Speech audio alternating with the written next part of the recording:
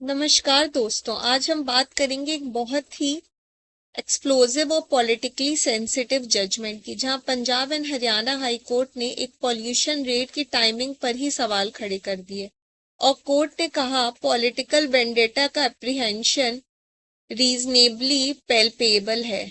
यानी कोर्ट को पहली नजर में लगा कि कहीं ना कहीं पॉलिटिकल एंगल को इग्नोर नहीं किया जा सकता है। केस क्या था? Trident limited versus state of Punjab. और कंट्रोवर्सी का सेंटर बने बिजनेसमैन और फॉर्मर राज्यसभा एमपी फ्रॉम आप राजेंद्र गुप्ता। इंटरेस्टिंग बात यह है कि राजेंद्र गुप्ता पहले आम आदमी पार्टी के साथ थे, लेकिन 24 अप्रैल 2026 को उन्होंने बीजेपी ज्वाइन कर ली। और सिर्फ कुछ दिन बाद 30 अप्रैल को पंजाब पोल्यूशन कंट्रोल बोर्ड ने ट्राइडेंट फैक्ट्री पर रेड कर दी। अब कंपनी ने कोर्ट में सीधा एलिगेशन लगाया कि ये एनवायरमेंटल एक्शन कम और पॉलिटिकल रिटेलिएशन ज्यादा लग रहा है।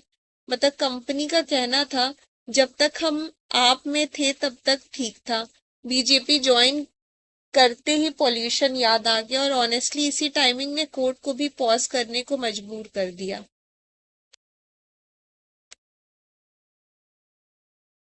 Punjab and Haryana high court की बेंच थी चीफ जस्टिस सुशील नागू और जस्टिस संजीव बेरी की।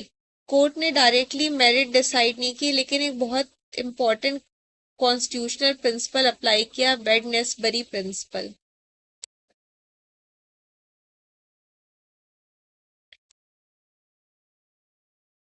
वेडनेसबरी प्रिंसिपल क्या होता है? अब व्यूअर सोचेंगे वेडनेसबरी क्या होता है। सिंपल लैंग्वेज में समझिए, अगर गवर्नमेंट का एक्शन इतना इरेशनल या सस्पिशियस लगे कि रीजनेबल पर्सन को भी डाउट हो जाए, तो कोर्ट उस एडमिनिस्ट्रेटिव एक्शन को स्क्रूटिनाइज कर सकती है। यानी स्टेट पावर अनलिमिटेड नहीं होती।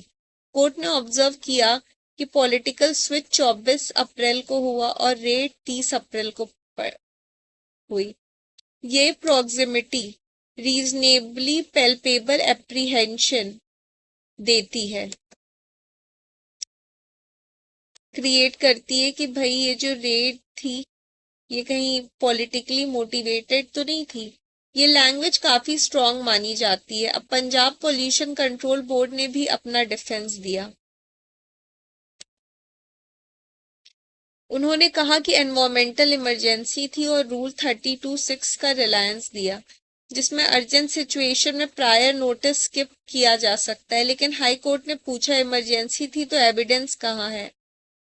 कोर्ट को कोई कन्विंसिंग मटेरियल नहीं दिखाया गया जिससे लगे कि पॉइजनस एफ्लुएंट्स इमीडिएटली एनवायरमेंट को डैमेज कर रहे थे या कोई इमीडिएट एमिनेंट इकोलॉजिकल डिजास्टर था। और इसी वजह से कोर्ट ने कहा कि प्रायर अपॉर्चुनिटी डिनाई नहीं की जा सकती।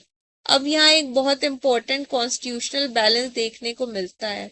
कोर्ट एनवायरमेंटल रेगुलेशन को स्टॉप नहीं कर रहा, लेकिन कोर्ट ये भी कह रहा कि रेगुलेटरी पावर पॉलिटिकल रिवेंज का टूल नहीं बन सकती।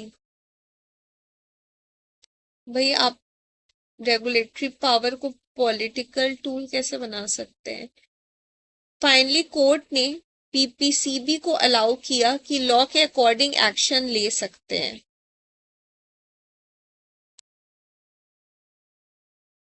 लेकिन 30 दिन का अपॉर्चुनिटी देना होगा। कोर्ट कंपनी को डिफिशियंसीज रेक्टिफाई करने का चांस मिलेगा और कॉर्सिव एक्शन इमीडिएटली नहीं होगा। साथ ही कंपनी को लिबर्टी दी गई नेशनल ग्रीन ट्राइब्यूनल अप्रोच करने की।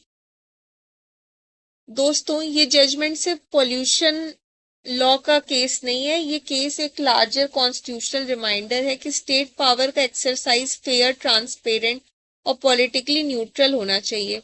चाहे टैक्स रेड हो, ईडी एक्शन हो, पॉल्यूशन इंस्पेक्शन हो या लाइसेंसिंग अथॉरिटी का स्टेप, टाइमिंग कभी कभी इंटेंशन पर सवाल खड़े कर सकता है।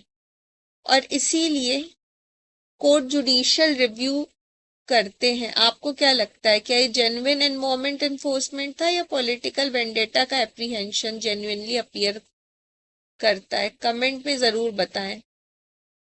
थैंक यू फॉर वॉचिंग लॉकम। Please like, share, subscribe and don't forget to press the bell icon.